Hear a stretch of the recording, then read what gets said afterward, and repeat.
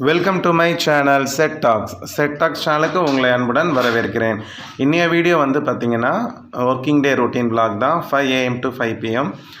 இன்றைக்கி வந்து பார்த்திங்கன்னா ரொட்டீன் வீடியோ எடுத்துகிட்டு இருக்கிறப்பே வந்து ஒரு அன்எக்ஸ்பெக்டட் ஹாப்பினஸ் வந்துச்சு. ஸோ அதையும் உங்களோட ஷேர் பண்ண போகிறேன். அதுக்கப்புறம் நேற்றைய வீடியோவில் நான் சொல்லியிருந்தேன், வரவு செலவு கணக்கையும் கையால் எழுதுறீங்க அப்படின்னு சொல்லி ஒரு சப்ஸ்கிரைபர் கேட்டிருந்தாங்க. அதுக்கான எக்ஸ்ப்ளனேஷனையும் வந்து பார்த்திங்கன்னா நான் இந்த வீடியோவில் உங்களுக்கு சொல்கிறேன்.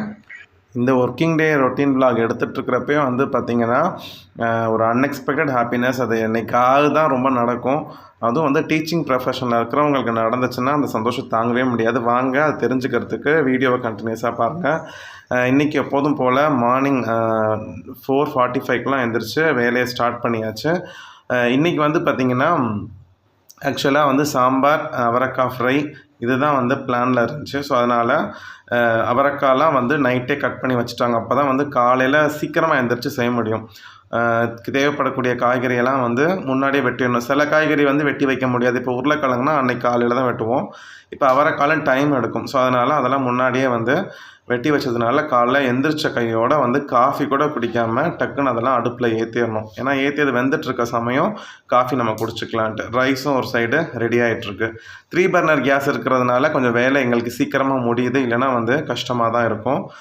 சாம்பாருக்கு வந்து சுரக்காய் இருக்குது. ஸோ அதை கொஞ்சம் மிச்சப்பட்ட சுரக்காய் அதை போட்டு தான் சாம்பார் வைக்கிறோம். அது கட் பண்ணணும். மற்றது எல்லாமே வந்து கேஸில் ஏற்றியாச்சு. காஃபியும் வந்து டிகாஷன் போட்டு ரெடியாக இருக்குது. பொதுவாக வந்து பார்த்திங்கன்னா சாம்பார் வந்து வைக்கிற அன்றைக்கி பார்த்திங்கன்னா பசங்க சாம்பார் வேணான்னு தான் சொல்லுவாங்க. ஆனால் அவங்களுக்கு நம்ம கொடுத்து தான் ஆகணும். நான்லாம் வந்து சாம்பார் இருந்துச்சுன்னா டெய்லி கூட எடுத்துகிட்டு போயிடுவேன். ஸோ 1 part சாம்பாருக்கு எல்லாமே ரெடி பண்ணி வச்சுட்டாங்க. புளியிலையும் சுடு தண்ணி ஊற்றி வச்சாச்சு. பால் அந்த சைடு காய்ச்சியாச்சு. கிட்டத்தட்ட இது வந்து ஒரு 20 minutesக்குள்ளே இந்த வேலையெல்லாம் முடிஞ்சிருச்சு. அதுக்கப்புறம் ரிமைனிங் 20 minutesக்குள்ளே முடிச்சாகணும். அதுக்கப்புறம் ஃபஸ்ட்டு போய் காஃபியை குடிச்சிடலாம் அப்படின்னு சொல்லிட்டு காஃபி போடுறதுக்கு ரெடி ஆகிடுச்சு. பொதுவாக வந்து காய் ஃபஸ்ட்டு அடுப்பில் வச்சிட்டோம்னு வச்சுக்கோங்களேன், அதுதான் வந்து வேகிறதுக்கு ஃப்ரை ஆகிறதுக்கு நேரம் ஆகும்.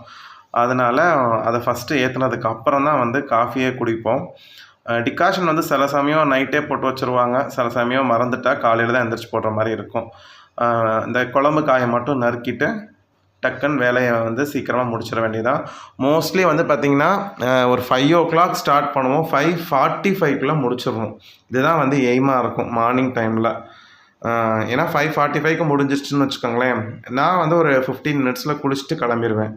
ஒரே ஒரு வாழைக்காய் இருந்துச்சு. ஏன்னா வந்து அவரைக்காய் வந்து கொஞ்சம் கம்மியாக தான் இருந்துச்சு. ஏன்னா எடுக்கிறப்பே வந்து பார்த்திங்கன்னா எனக்கு பெருசாக எடுத்துகிட்டு லைக் பண்ண மாட்டேன். வாழைக்காய்னா டக்குன்னு ஃப்ரை பண்ணி எடுத்துகிட்டு போயிடலாம், சீக்கிரம் போகணுங்கிறதுக்காகவே வாழைக்காய் எப்போதுமே ஒன்று இருக்கும், வாங்கிடுவேன். இந்த வாரம் அப்படி பிளான் பண்ணி தான் வாங்கினது. ஸோ அதையும் கட் பண்ணி வச்சு மேரினேட் பண்ணி வச்சுட்டா இது ஒரு 10 minutesல வெந்துடும். பொதுவாக வந்து அவரைக்காய் பீன்ஸ்னால் நான் எடுத்துகிட்டு போக ப்ரிஃபர் பண்ண மாட்டேன். லேட் ஆகிடும். வீட்டில் இருக்க அன்னைக்கு சாப்பிட்டுப்பேன். அதனால் பிரச்சனை இல்லை. ஸோ வாழைக்காவையும் வந்து கட் பண்ணி மேரினேட் பண்ணி ஓரமாக வச்சுட்டாங்க. இப்போ அடுத்து மற்ற வேலையெல்லாம் பார்த்துடலாம். வாழைக்காவுக்கு ஒரு குட்டி ஃப்ரைங் பேன் போட்டு அதுலேயும் போட்டு ஃப்ரை பண்ண ஆரம்பித்தாச்சு. மோஸ்ட்லி எல்லா வேலையுமே முடிஞ்சிருச்சு. ஸோ அவரைக்காய் தான் ஃபஸ்ட்டு ஃப்ரை பண்ணிகிட்டு இருந்தாங்க.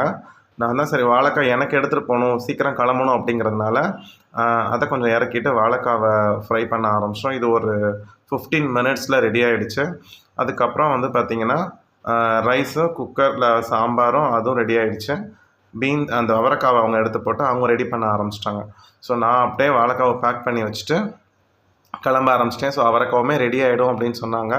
பார்ப்போம். நானும் குளிச்சுட்டு வந்து வீடியோ கண்டினியூ பண்ணுறேன். அந்த சேர்ந்துருக்க காய்கறி குப்பைக்கெலாம் எடுத்து ஒரு கவரில் போட்டு வச்சுருப்போம். ஏன்னா அன்னன்னைக்கு வந்து குப்பை எடுத்துடுறாங்க ரெகுலராக. ஸோ அதனால் அதையுமே ப்ராப்பராக குப்பை தொட்டில் போட்டு குப்பையை எடுத்து வெளியில் வச்சு நான் குளிச்சுட்டு வரேன். சாப்பாடு கட்டியாச்சு. ஸோ இன்றைக்கி வந்து பார்த்திங்கன்னா தம்பி பாப்பாவோட பாக்ஸில் நான் எடுத்துகிட்டு போகிறேன் அப்படின்னு எனக்கு என்னென்னு தெரியல, ஆசையாக இருந்துச்சு. நான் எடுத்துகிட்டு போகிறேன் அப்படின்னு சொல்லிவிட்டு சாப்பாடு பேக் பண்ணிகிட்டு இருந்தேன். சாம்பார் சாதமும் அவரைக்காவும் பேக் பண்ணிகிட்டு இருந்தேன். வாழைக்காய் இன்னொரு பாத்திரத்தில் எடுத்துகிட்டு போகலாம் அப்படின்னு சொல்லிட்டு பேக் பண்ணி நான் வீடியோ எடுத்துகிட்ருக்கேன். நான் வீடியோ எடுத்துகிட்டு இருந்ததுனால தான் வந்து எனக்கு ஒரு ஹாப்பி நியூஸ் வந்துச்சு ஃபோனில். இல்லைனா நான் அந்த நியூஸை பார்க்காம கிளம்பி காலேஜ் போயிருப்பேன். என்ன ஹாப்பி நியூஸ் அப்படிங்கிறத நீங்களே பாருங்கள். வாட்ஸ்அப்பில் ஆக்சுவலாக வந்து பார்த்திங்கன்னா இடையில ஒரு ஃபோன் வந்துச்சு. வீடியோ எடுத்துகிட்டு இருக்கிறப்ப பசங்க வந்து சார் இன்னைக்கு காலேஜ் லீவா அப்படின்னு கேட்டாங்க. எதுக்கு அப்படின்னு கேட்டேன். இல்லை சார் அதான் சொல்லிக்கிறாங்க, நாங்கள் ஹாஸ்டல் கிளம்பிட்டோம் அப்படின்னாங்க. சரின்னு சொல்லிட்டு உடனே வந்து ஸ்டாஃப் குரூப்பில் இன்றைக்கி லீவா அப்படின்னு சொல்லிட்டு மறுபடியும் கேட்டேன். உடனே எங்கள் சார் வந்து மெசேஜ் போட்டார் பாருங்கள், கரெக்டாக 7 மணிக்கு 1 நிமிஷம் ஆகிறதுக்கு முன்னாடி போட்டிருக்காரு எஸ்ன்னு. எனக்கு அப்படி ஒரு சந்தோஷம். எல்லாமே குளிச்சு கிளம்பி சாப்பாடெலாம் பேக் பண்ணியாச்சு. ஆனால் திடீர்னு லீவ் விட்டாங்க. இன்னும் ஒரு 3 நாள் அங்கே ஒரு ஃபங்க்ஷன் நடக்கிறதுனால திடீர்னு லீவ் அனௌன்ஸ் பண்ணியிருக்காங்க. அப்படியே ஒரு ஹாப்பி. அப்படியே எல்லாத்தையும் வச்சுட்டு கட்டின சாப்பாடை தம்பி பாப்பாவுக்கு வச்சுட்டு அவங்கள கொண்டு போய் ஸ்கூலில் விட்டுட்டு வந்தாச்சு. காலையில் வந்து பார்த்திங்கன்னா சிம்பிளாக வந்து ரவை உப்புமா தான் செஞ்சு சாப்பிட்டோம். இதுதான் என்னைக்காவது இந்த மாதிரி நடக்கும். ஸ்கூல் திடீர்னு லீவு, காலேஜ் லீவு அப்படின்னா அப்படியே ஒரு ஹாப்பினஸ்ஸாக இருக்கும். எனக்குமே ரொம்ப சந்தோஷமாக இருந்துச்சு. இன்றைக்கி எல்லாமே சீக்கிரமே குளிச்சு ரெடி ஆனதுனால ரொம்ப ஃப்ரீயாக இருந்துச்சு. சரி, அதனால் காலையில் உட்காந்து ரொம்ப நாளைக்கு அப்புறம் டிவி பார்த்துட்டு இருந்தேன் ஃப்ரீயாக. என்ன ஏதாவது நல்ல படம் போடுறானா, சஸ்பென்ஸ் படம் போடுறானான்னு சொல்லிட்டு மார்னிங் ஃபுல்லாக டிவி பார்க்குறதுலே ஓடிடுச்சு. ஏன்னா இன்றைக்கி அடுத்த நாளைக்குமே லீவ் தான் சொல்லியிருக்கிறாங்க. அப்படிங்கிறப்ப 3 நாள் கண்டினியூஸாக லீவு. இது அன்எக்ஸ்பெக்டடு ஒரு ஷாக்கிங். இது மாதிரி உங்கள் லைஃப்பில் நடந்திருக்கா அப்படின்னு சொல்லுங்கள். பொதுவாக கம்பெனிஸ்லேயோ ஆஃபீஸ்லேயோ ஒர்க் பண்ணுறவங்களுக்கு இந்த மாதிரி அன்எக்ஸ்பெக்டட் லீவ் வராது. டீச்சிங்கில் இருக்கிறவங்களுக்கு ஏதாவது ஒரு ரீசன்னால கண்டிப்பாக லீவ் விடுவாங்க. மதியம் லஞ்ச் வந்து பார்த்திங்கன்னா நான் நல்ல வேளை பேக் பண்ணல. நான் என் தம்பி பாக்ஸில் பேக் பண்ணதை அப்படியே அவனுக்கே கொடுத்து விட்டேன். ஸோ மதியம் வந்து பார்த்திங்கன்னா ரைஸ், சாம்பார், கொஞ்சம் அவரைக்காய், செஞ்சு வச்ச வாழைக்காவை லஞ்சுக்கு வச்சு சாப்பிட்டுட்டு லஞ்சை முடிச்சிட்டோம். ரொம்ப நாளைக்கு அப்புறம் வீட்டில் உட்காந்து சாப்பிட்றேன். அப்புறம் நேற்று வந்து ஒரு சப்ஸ்கிரைபர் கேட்டிருந்தாங்க, நீங்கள் எதுக்கு வந்து கையிலே வந்து எல்லாத்தையும் எழுதுறீங்க, கம்ப்யூட்டர்லேயோ இல்லை சிஸ்டம்லேயோ இல்லை மொபைல்லையோ வந்து நீங்கள் ஸ்டோர் பண்ணி வச்சுக்கலாம்ல அப்படின்னு. அதுக்கு முக்கியமான ரீசன் என்ன அப்படின்னா, நான் முன்னாடி ஒரு வீடியோ போட்டிருக்கேன், ஜாப்பனீஸோட சேவிங்ஸ் மெத்தட், கக்கேபோ மெத்தடு. நீங்கள் பார்க்காதவங்களுக்கு வேணால் அந்த வீடியோவோட லிங்க் நான் டிஸ்கிரிப்ஷன் பாக்ஸில் தரேன். அதில் வந்து ஜாப்பனீஸ் வந்து இந்த கக்கேபோ அப்படிங்கிறது ஒரு வரவு செலவு எழுதுகிற நோட்டு, அதோட மீனிங். அதில் வந்து அவங்க என்ன செலவு செய்கிறாங்களோ அதை கையால் தான் எழுதுவாங்களாம். கண்டிப்பாக அவங்ககிட்ட இல்லாத சிஸ்டமாக, லேப்டாப்பாக இல்லை மொபைல் ஃபோனாக ஆனாலுமே அவங்க கையால் தான் எழுதுவாங்க. ஏன்னா நம்ம கையால் எழுத தான் நம்மளுடைய செலவை எழுத நமக்கு வந்து அவேர்னஸ் கிடைக்கும். நம்மளோட மைண்டுக்கு போகும் டைரெக்டாக. டைப் பண்ணுறதை விட கையால் எழுதும்போது ஆகா நம்ம இவ்வளோ செலவு பண்ணுறோமே, இந்த செலவு அதிகமாக போயிட்டுருக்கே அப்படின்னு. அதனால தான் நான் எப்போதுமே அது வரவாக இருக்கட்டும் செலவாக இருக்கட்டும் எல்லாத்தையுமே வந்து நான் கையில் தான் எழுதுவேன்.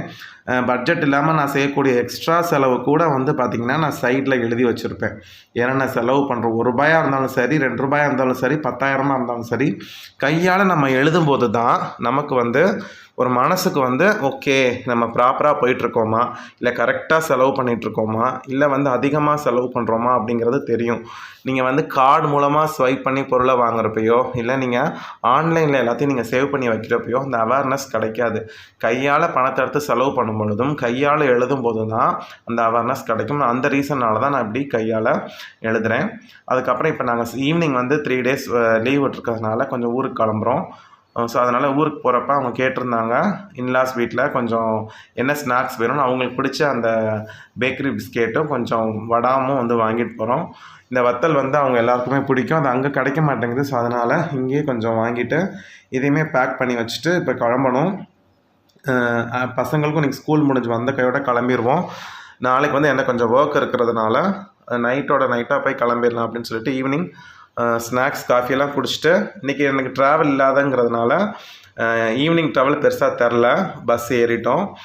அங்கே இன்லாஸ் வீட்டில் போய்ட்டு அவங்க ஒரு 2 days இருந்துட்டு வருவாங்க. ஸோ எனக்குமே கொஞ்சம் ஃபங்க்ஷன்ஸ் அட்டன் பண்ண வேண்டி இருக்கிறதுனால ஒரு 2 நாள் வந்து திருச்சிக்கு பாய் சொல்லியாச்சு.